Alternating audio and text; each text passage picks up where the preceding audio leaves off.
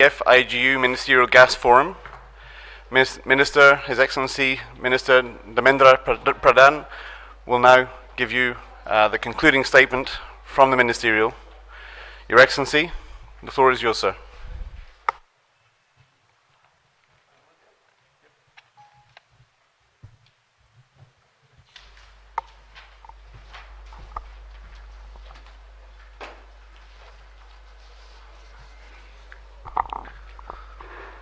Mr. San, Secretary General IEF, Mr. David Carroll, President IGU, Sanjay Sudhir, Joint Secretary IC, MOPNG, friends from media. Under the theme Gas for Growth, Improving Economic Prosperity and Living Standards was successfully deepened our dialogue today. And the role of gas enable an orderly energy transition that strengthens energy security, stimulates economic growth, and enhances healthy energy market functioning, prosperity, and well-being globally. We value and appreciate the efforts of IEF and IGU to advance our ministerial dialogue with industry stakeholders on the functioning of gas markets. As we seek to embrace the age of gas, we have heard views from producer, consumer countries and industry in 3 sessions on gas for growth and sustainability, regional gas markets, new prospects for trade and integration, and policy trends for investment across regions. After the recently held 15th IEF Ministerial Energy Forum, and against the background of Event 2030 Agenda for Sustainable Development and the landmark Paris Agreement,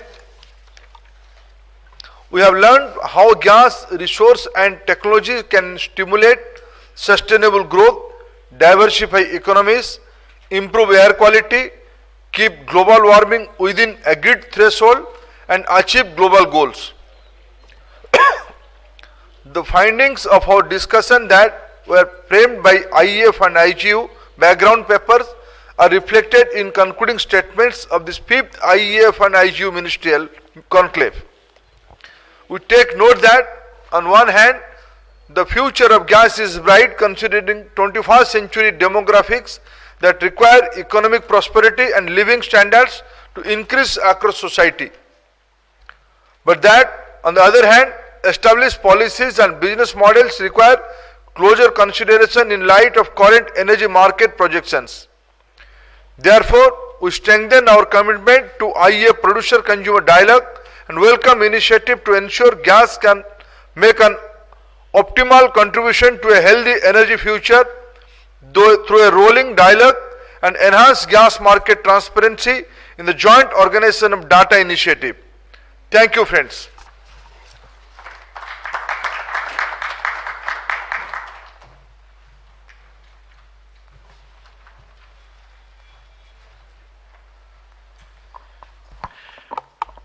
And I call the Secretary General of the International Energy Forum, Dr. Sun Sanchen.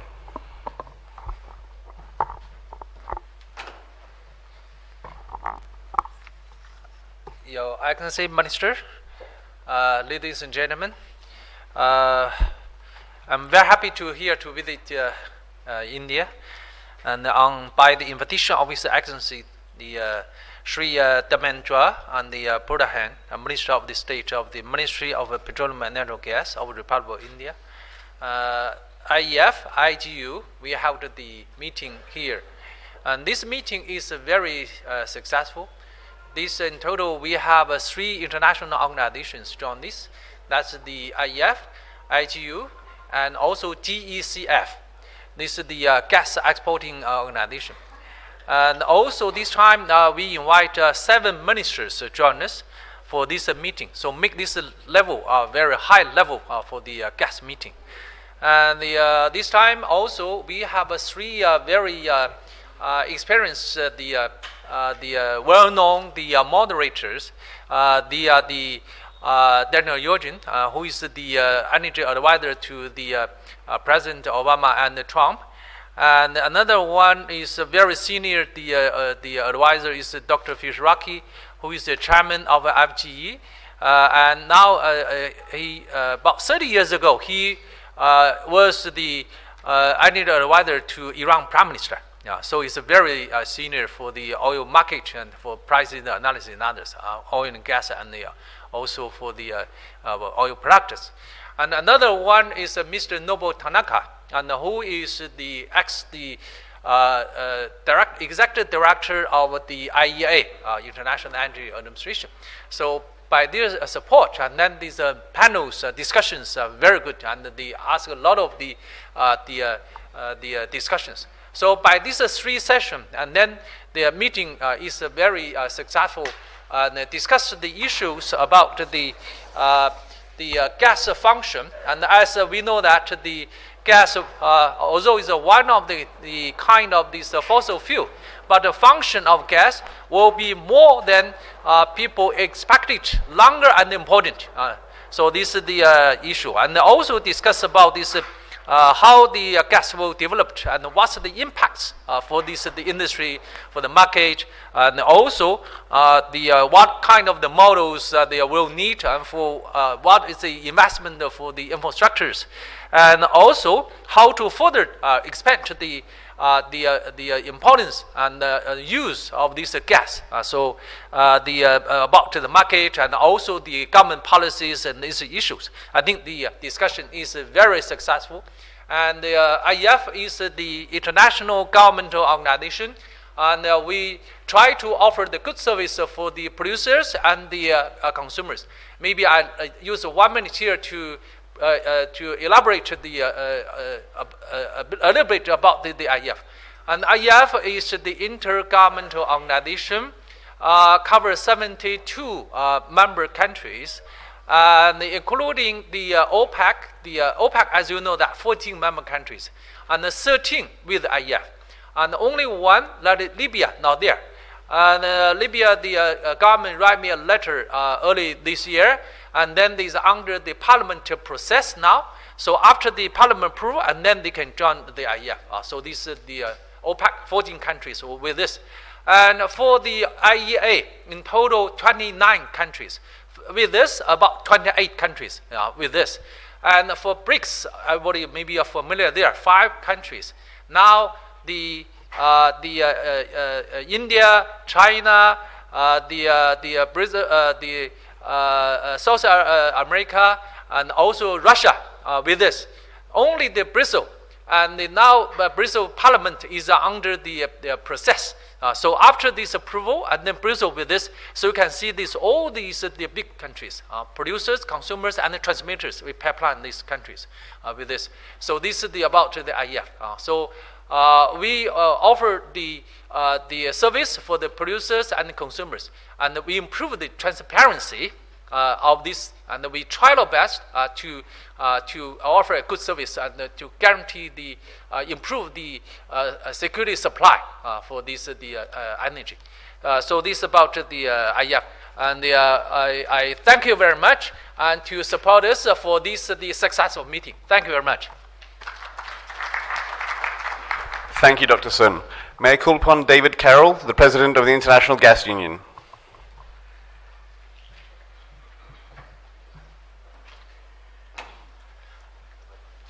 Thank you and good afternoon, everyone. Yes, I'm David Carroll. Just allow me just a brief minute. The International Gas Union is an organization that's active in 91 countries, representing 97% of the world's production, transportation, and use of natural gas. And this 85-year-old organization is dedicated to the economic, technical, and political progress for the gas industry. And I'm proud to be sharing the stage this afternoon with Minister Pradhan and Dr. Sun, as well as we are proud at IGU to be sharing now our 5th ministerial forum with the IEF. And we couldn't have picked a better time or a better location than India. We heard yesterday your Prime Minister Modi outline a very succinct and well thought out strategic priorities for your energy plan going forward. that dealing with enhanced access, improved energy efficiency, sustainability in your energy mix for the long term, and of course, enhanced security of supply. And we believe that natural gas can play a critical role in India in delivering on those key priorities. This was a valuable forum. We identified many of the challenges and a great number of opportunities for natural gas, serving not just this country, this region, but around the world. And I think we came up with some very interesting paths forward to help this very important fuel, that being natural gas, to fuel the future, delivering both economic value to our fellow citizens and countries around the world, and also be responsible stewards of the environment. So we thank you for being here, thank you for your attention, and we look forward to your questions. Thank you. Thank you, Mr. Carroll. Okay, we have time for a few questions just now. Those of you who wish to ask a question, please raise your hand, and the hostess at the back has a microphone she'll present to you. Before asking your question, would you please identify yourself, your affiliation, and then direct your question? Thank you. The first in the front row, please. Hello, sir. I'm from the Hindu Business Line. Mr. Carroll, where do you see gas prices going in the medium to long term? We are expecting crude price to go up. Do you expect a similar movement for gas price? And also, is there a number that a consumer country like India should be prepared for? That's a good question. You know, we're not in the business of predicting gas prices. I think many people have gone broke trying to predict the future in terms of energy prices going forward. I will say that what we've seen over the last 5 to 10 years is a dramatic increase in supplies, both with shale gas in North America, tremendous new discoveries off the coast of East Africa, tremendous new discoveries in the Eastern Mediterranean, the re-engagement of major gas suppliers such as Iran into the mix. So I think the future is bright in terms of having adequate amounts of affordable, available natural gas to serve growing markets. In many respects, one might ask the question, is there going to be sufficient demand in order to justify development of all these great resources? So I think India is at a very fortunate time to be dramatically increasing its economy, increasing its energy consumption at a time when the supplies of affordable energy should be there for them to do that.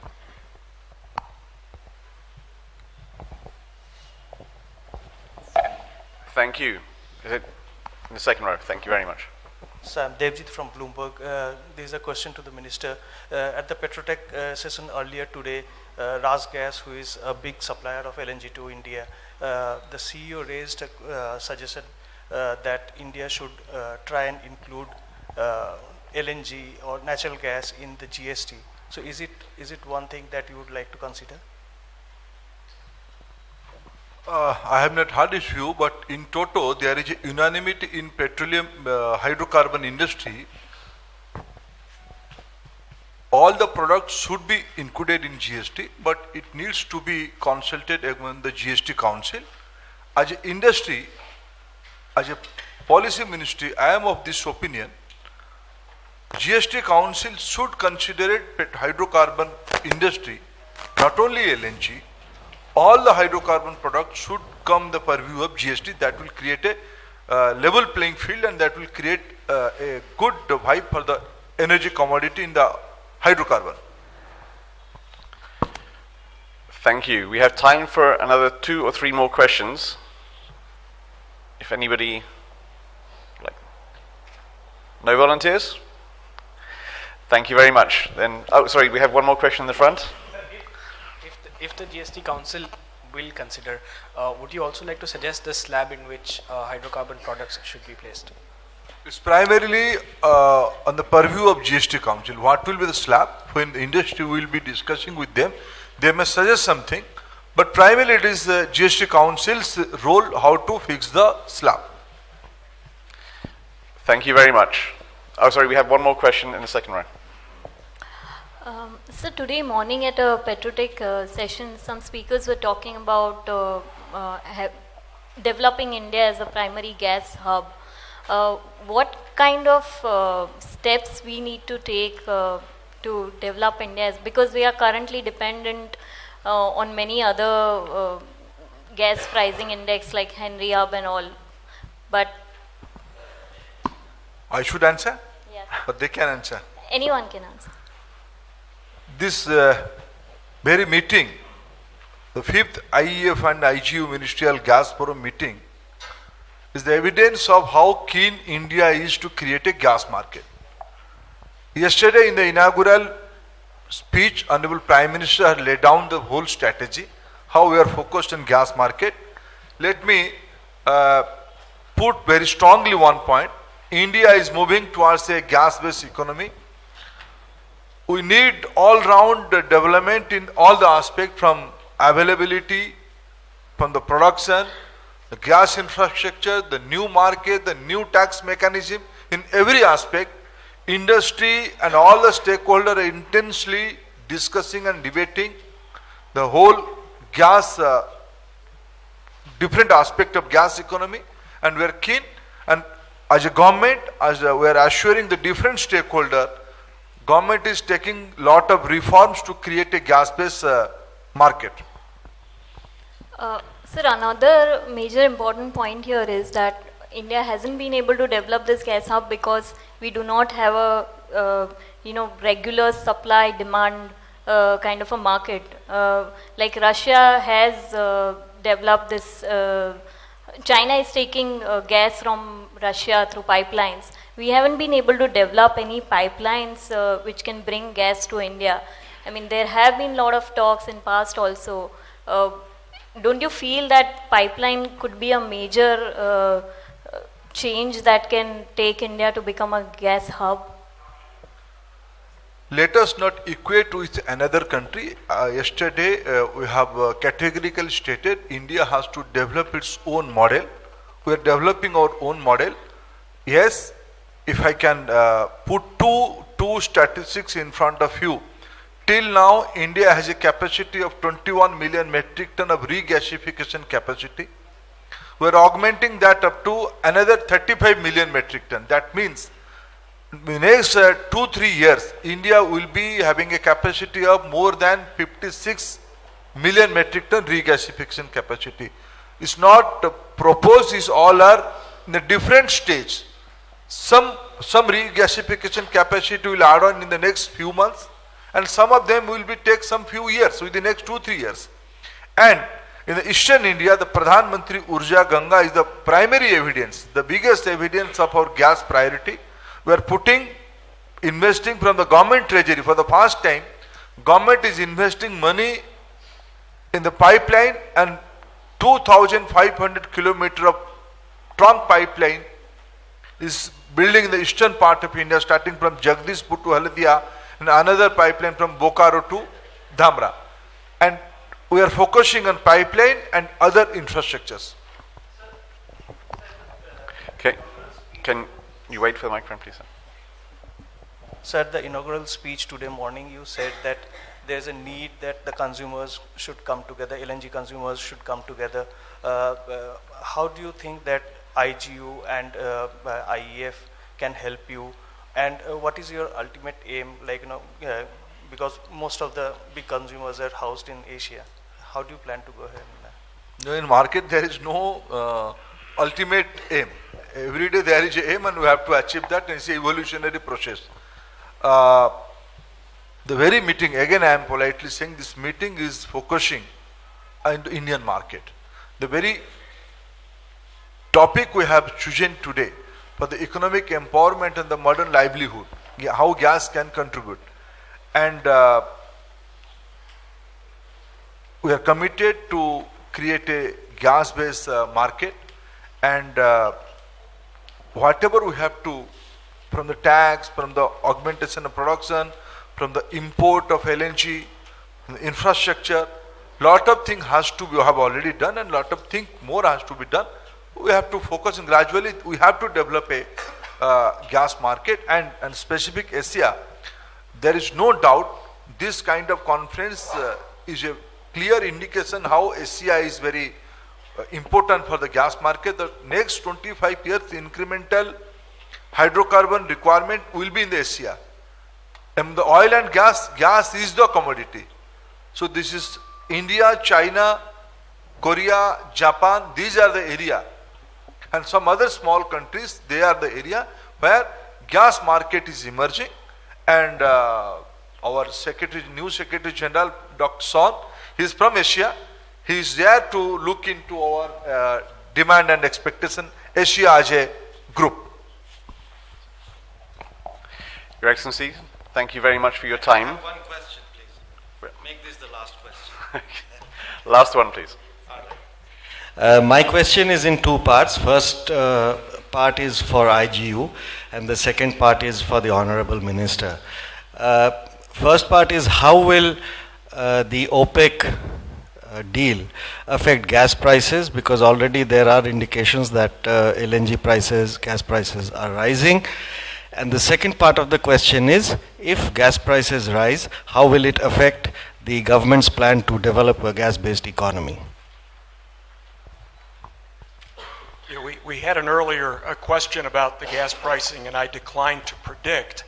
But what I will say is, yes, it's clear that a majority of gas trade currently is linked to oil prices, but that percentage is decreasing. We are seeing more supplies, if you will, a democratization of gas supply going on around the world. And in those regions, we are seeing trends of a decoupling between natural gas pricing and oil prices in many respects. Increasingly, because there is more gas supply going into the market, more liquefied natural gas or LNG availability from a number of new regions, including Australia, US, and so forth, we are seeing greater abundance and thus downward pressure on spot prices, which is giving buyers more flexibility and more options as they contemplate their future supply strategies. My answer is I need all of your cooperation. Don't let us not jump. What will happen when price will go up? In the new market mechanism, as the very reassuring statement is given by President IGU, in the future there is abundant availability of LNG. So for a longer period, all experts are citing experience, and their prediction is that so for a longer period there will be a moderate LNG price structure. When I am talking about moderate, that means sometime it will be up, sometime it will be down also. But it will be affordable, it will be moderate.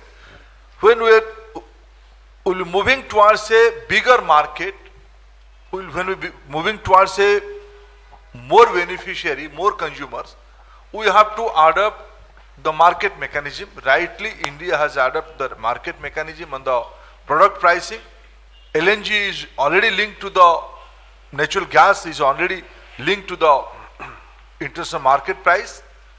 And to create a gas market for the day-to-day consumers, whether it is PNG or city-based transportation, in India we have prioritized that commodity as number one, and that is in a way linked to the domestic gas price formula. Today that is a little bit lesser than the international LNG price.